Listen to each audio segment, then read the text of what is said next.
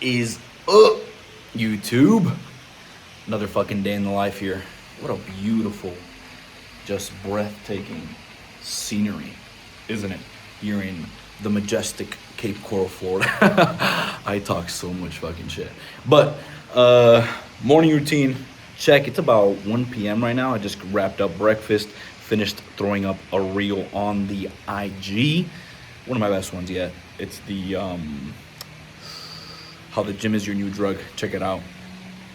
You start learning your habitual patterns actually never change until you start doing the internal work necessary to make your subconscious conscious. And that's how you start changing your identity and reframing your mind and actually feeling that void that you have inside. Damn, I just fucking spit right there. Okay, I'm getting good at this, man. I'm getting good at this talking shit.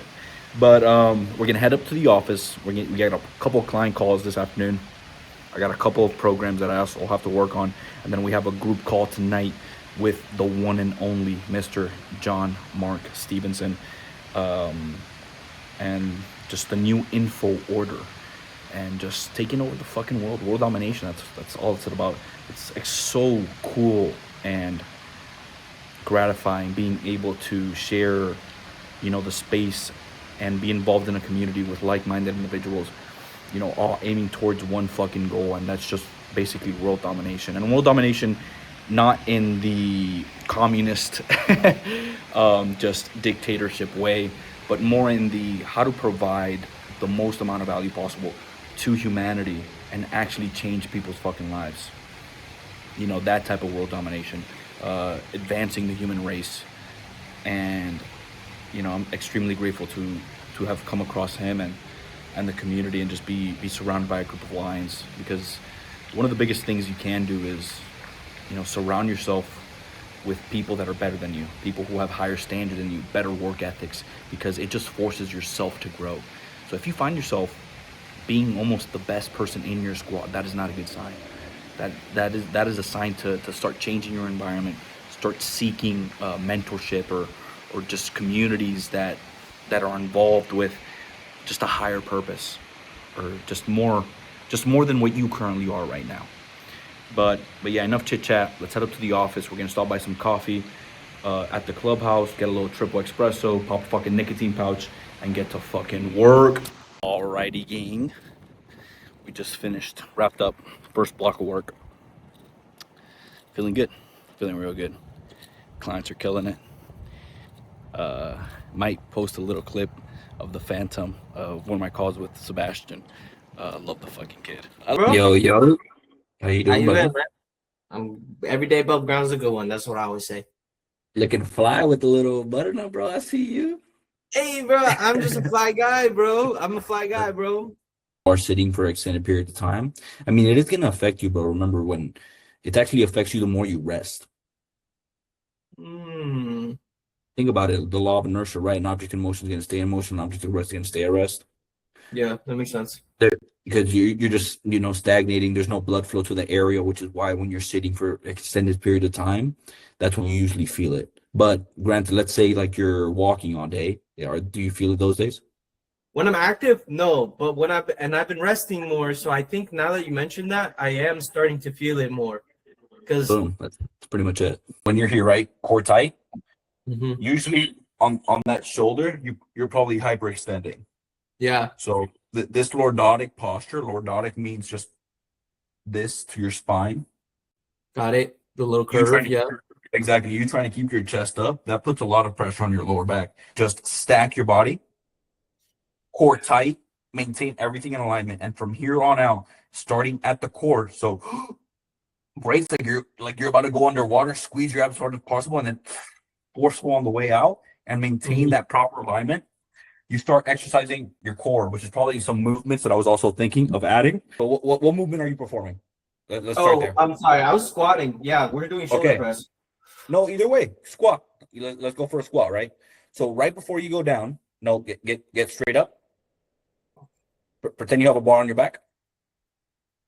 Boom. Cool. So you see how your chest is up right now? Yeah. You're in a lordotic position, so there's a curve right here on your spine. I want you to align everything. Core tight, chest up. Yeah. Try to maintain your chest up and the core tight. That's proper Wow, that's alignment. weird. Okay, yeah. Oh, yeah, right there. And now, as you go down, I want you to start engaging. Shoot the hip back while keeping your chest up as high as possible and your core tight. Go all the way down, open up your Oh, knees, yeah, wow. Okay. and explode. Yeah. Yep. Yeah. Boom. Big difference. I feel saw- great, bro. Like as far as like mental cognition and stuff, like I'm able to maintain my focus for longer, and Dude, I fuck feel yeah. like a lot less anxiety. I like the zinc and the fish oil and the vitamin D. That all those I feel good, balanced. Dude, You know hell what I mean? yeah. How's the business going? Business is steady. I'm trying to figure out if I want to go back to doing, because I have my insurance certification, considering like a slight career pivot. I love what I do, but right now the fact that I do real estate photography during the day and then I have my business on the side, my business in my eyes loses its luxury because I do it all the time. Does that make sense? No, explain that. If you do something every day, it's not a luxury anymore. So like if I love chocolate cake and I eat it every day, it's not going to be as special as when I do it every once in a while. Why not go all in on your business? That's a good question. Why not go all in on my business? What do you have to lose? I mean, I'm paying rent right now, so now more than ever. Like I guess Do you have money saved? I'm 100% debt free. As far as business Awesome. debt, we're manageable. Always think long term, bro, because like what's the point of getting to reinsurance? Like that what, quick money? Do you see yourself fucking selling insurance for the rest of your life? No, I don't. You're completely right about that. Honestly, bro, I want to go all out, but I just need to solidify one retainer so I can tell myself, all right, this is covered for the next few months. You know what I mean? I can solidify 3 months. The big money just keeps on just being just far enough for me not to reach. You know what I'm saying? So You I'm know just why? like, Acting. How do you Acting. act? By going all in. It's all in. like, think about it like this, bro. Like you're expecting a big reward for doing half-ass work. How do you solidify a long-term deal? By showing that yourself that you believe this is worth doing long fucking term. You're right. Fuck. You're telling the universe, God, the creator, almighty, whoever the hell you want to believe in, that yes, I want more, but I'm not willing to sacrifice my comfort and my current state to pursue that highest version of myself.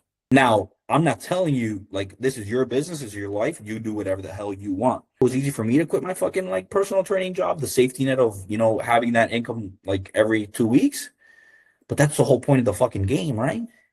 Yeah. The whole point of the game is to go all in, because if not, then what, bro? Then you find yourself in this reoccurring fucking loop where, oh, now I'm thinking about insurance. Next week I'm gonna think about some real estate. Then the week after that, oh, drop shipping. The week after that, even in the fucking darkest of tunnels, I'm willing to march forward with no signs of light, knowing full well that I'm gonna make it out.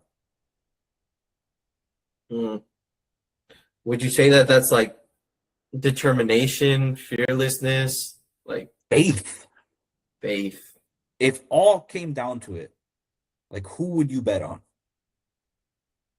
Shit, bro. Yeah, you're right. Yourself, bro. Yeah. I'm You- starting you- to learn that because I was not like that. I was not that confident in myself a couple months ago, and now that you lay it all out, it does make sense. Man. Dude, you on this program, you didn't bet on me, bro.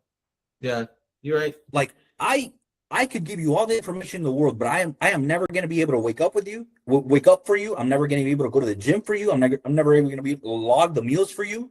You bet on yourself to execute on the information.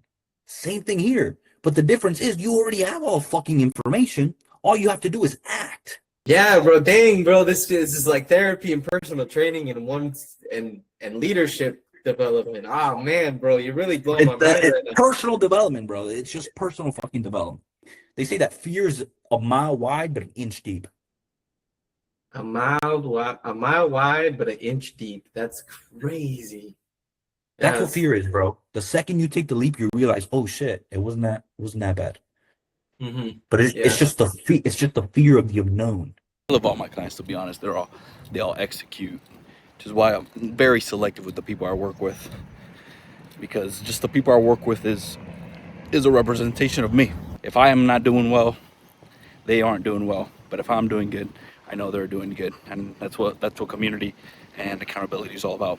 But we are on our way to Walmart, because if you guys didn't know, me and Veronica do share a car. It's part of the grind. It's part of the grind of making it. I actually convinced her. Crazy. I convinced her like 4 months into our relationship to sell her car, because she was paying, like, she got a new brand new vehicle. It was a Dodge Hornet of the fucking year, paying like $600 to $700 a month. Completely fucking unnecessary. I'm the type of person that I'm willing to suffer as long as it takes to get to my goal. And I drive a shit car. It's not even my car originally. It's my grandma's car, which I took over about 2 to 3 years ago, because she doesn't even drive it and I needed it for work. So I took it over. I run the payments. It's almost paid off. I probably got like $1,000 left on it. And it's probably the best decision I've ever made, because again, I barely pay anything on it. It's a Chevy Spark. I'll throw up a little picture right there. You guys probably seen it, but yeah, man, risk it all, live in discomfort now. So, because the depth of your struggle determines the height of your success. So if we go through the struggle now, I know it's all worth it. Literally every single dime is reinvested into myself and just mentorship programs, knowledge. That way I'm able to buy the time it takes and accelerate the process to get to my goal that much quicker. It's probably my biggest advice, and what I've learned from highly successful individuals, that they all rather invest the money in themselves, save the time, rather than spend the time and risk even getting there in the first place, which is what I think a lot of people are scared to do, man.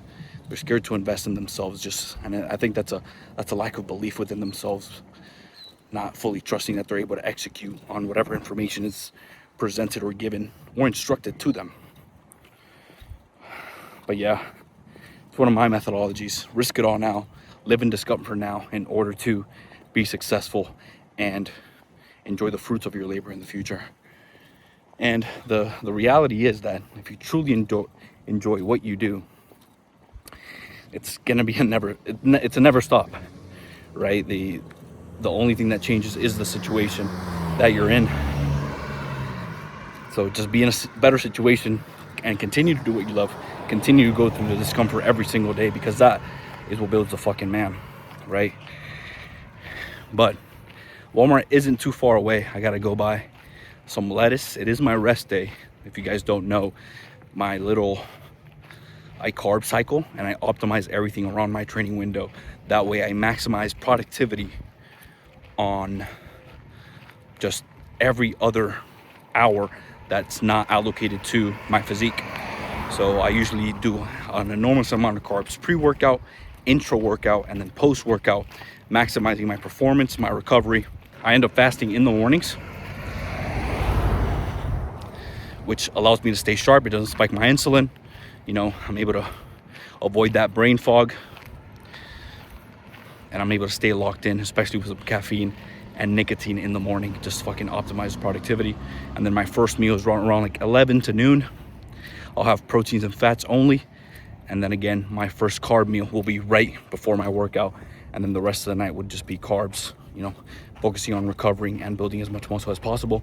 And then on my rest days, I probably only have one carb meal, and that's right before I go to bed. I'll have a huge ass meal. But everything else is fast in the morning. Same thing. First meal, proteins and fats. Second meal, a lot of proteins and fats, which is usually a big ass bowl of salad with some chicken and a whole bunch of veggies.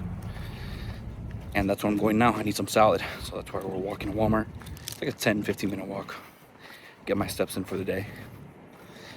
But boys, yeah, notice that I came to a conclusion today. And it was the first time I made this realization about reoccurring patterns that you have throughout your life. And one of them was that, yes, going to the gym is beneficial, but you have to realize going to the gym in order to build the man and using it as a tool, or making it the fucking bane of your existence. And what I mean by that is, we all start the gym because of an external vice, you know, because it's an external validator, right? We either want the women or we want the physique in order to get some sort of outcome out of it, not just doing it for, you know, your benefit, right? It's the physique that you think, and the muscles that are going to attract the woman and the female validation. And I made this correlation throughout my life that it's always been seeking external vehicles in order to mask the work I've avoided time and time again within myself, you know. And it all started with like smoking weed, drinking alcohol during like my high school and college years, and using that to again avoid the fact and avoid the work I was missing internally, which is why I felt so lost in my life, because I had no direction, I had no goals, I had nothing going for me. And then that fucking validation started transitioning into seeking it within women. And, you know, still going out, still doing the drugs, but now I was more focused on, okay, I'm going out in order to pursue women. And I was already hitting the gym at that time, but I was chasing the physique in order to chase the girl. And it was no fucking wonder why my relationships kept on failing time and time again, because I was expecting the woman to fill the void still of lost purpose, of lack that I had inside. And it's not a fucking woman's job, bro, to fill that void for you. You know, it's not their job to make you happy, to make you feel fulfilled, because what ends up happening is you start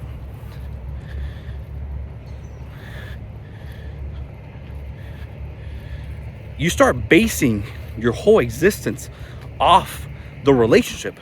So if the relationship is doing good, then you're flourishing. If the relationship is doing bad, then you're in some fucking sad boy deep depression shit. Because, you know, 4 to 6 months after like the whole fucking honeymoon phase and the little newbie shit is out the window, you just revert back to you being emotionally fucking inconsistent and feeling lost. Which is why then you feel lost, because you don't even trust yourself to go out and put in the work. So you can't end up trusting your partner, which is why this toxic relationship starts. Because if your lack of trust within yourself being reflected in your partner, right? Which is why the constant arguments, which is why then every time you guys go out, you're always focused on, oh, is there somebody here that looks fucking better than me, and all this other bullshit. At least that's how it was for me.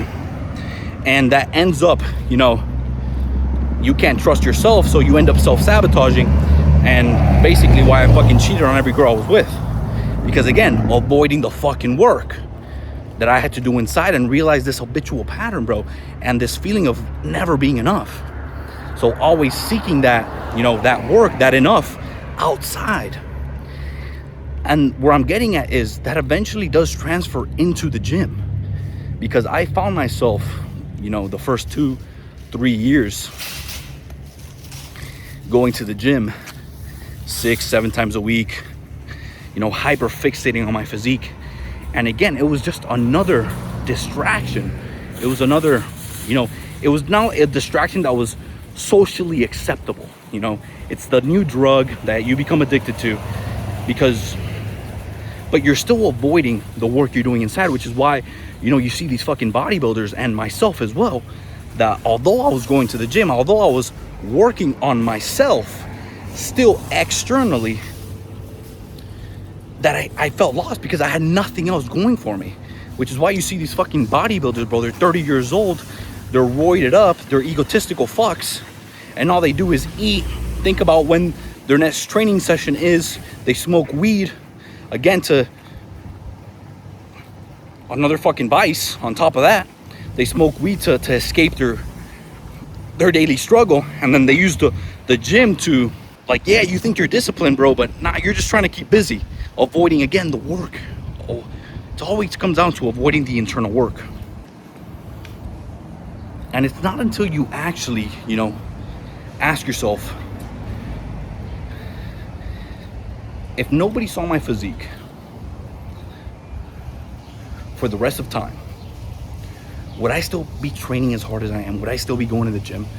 Because if the answer is no, you're using it as an external vehicle. It's no difference in the drugs. It's no difference in the woman.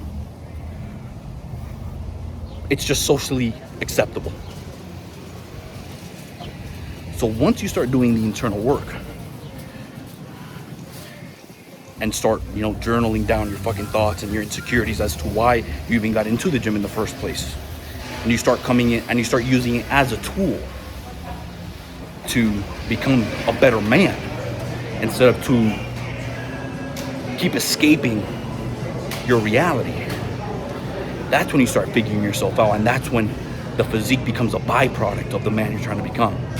But let's put a pause on that conversation for right now, because we're at Walmart and I'm gonna get some fucking salads.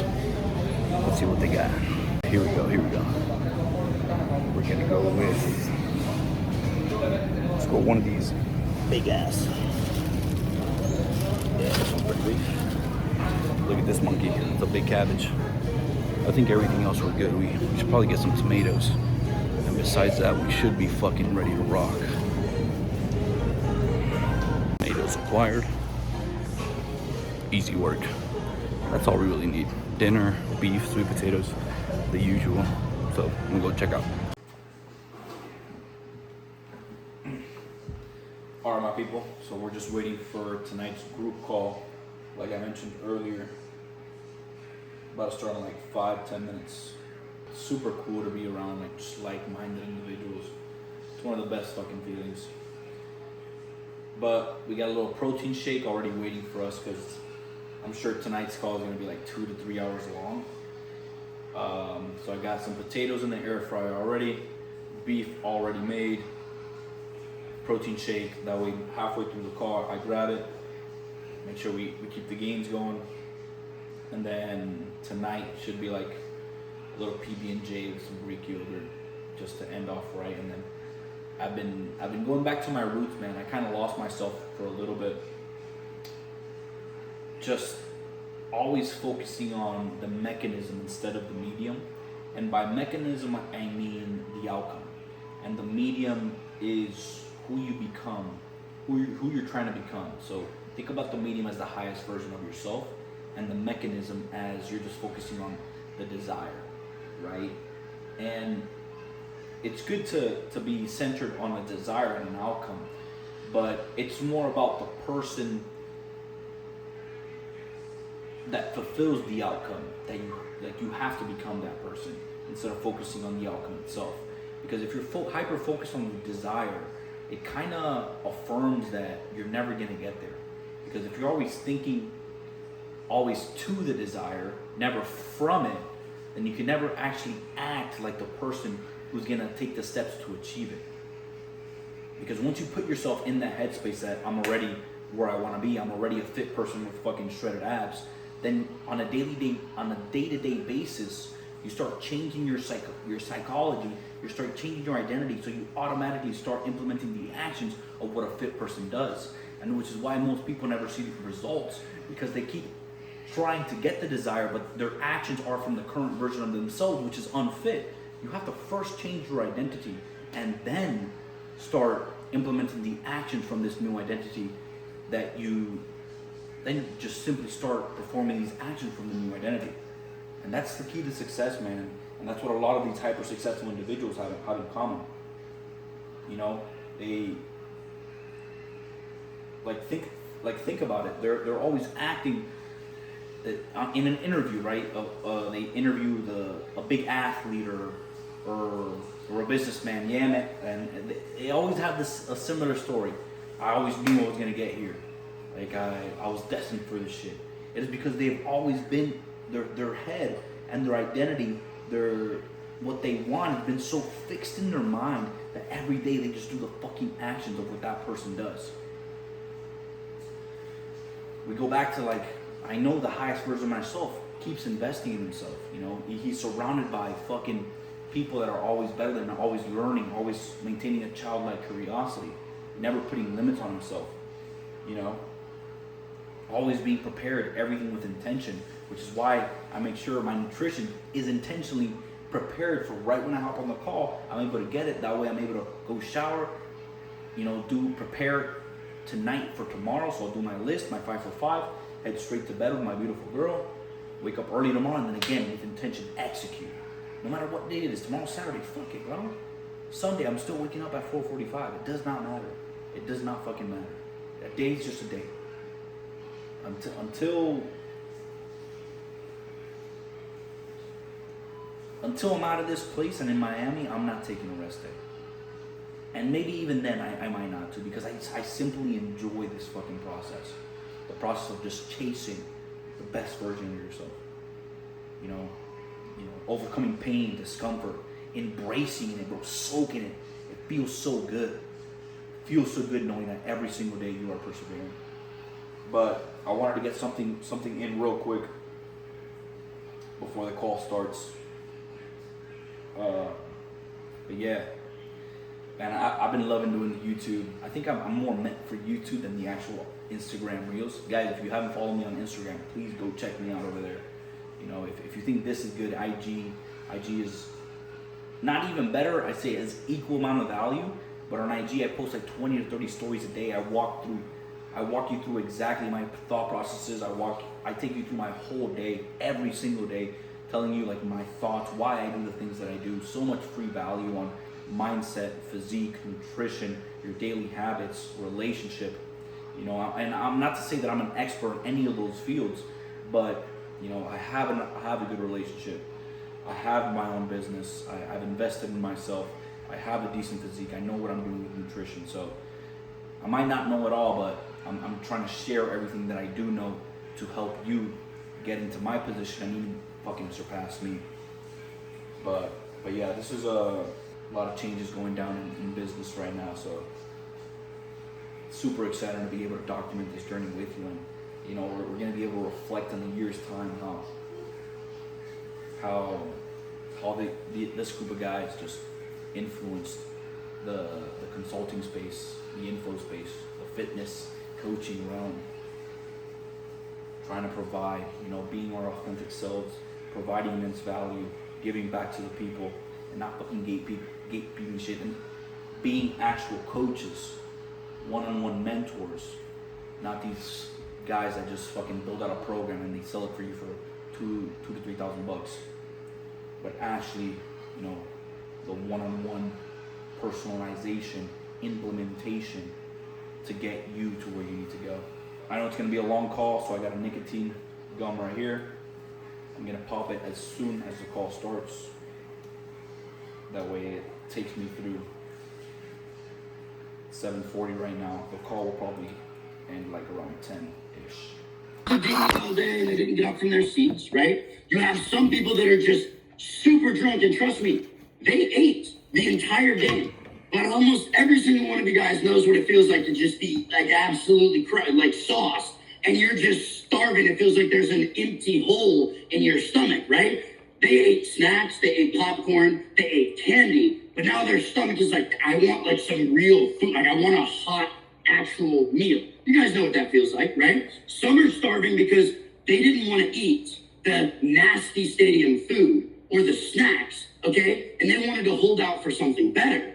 But now they're like, I just can't wait any longer. I've got to get something to eat. It doesn't matter what it is. Some have been waiting all day to sit down with their friends, enjoy food, and be social, right? They're hungry, but every single human being has gone out to a restaurant, gotten some food, and been like, yeah, I'm hungry, I'm going to order, right? But it's the biggest reason why you're actually saying, oh, I'm hungry, I'm going to go eat. I've plenty of times gone out to dinner and like I could have just eaten, you know, some eggs and I would have been good, right? But I'm like, oh, I'm so hungry, and I'm craving, I want some social interaction, right? I want to have the nice scenery around me. I want to have all of these different things, okay? So the symptom of starvation is different from the actual pain point. But because most human beings don't go through their life constantly aware all the way down to the lowest level, right? No one's sitting here in reverse engineering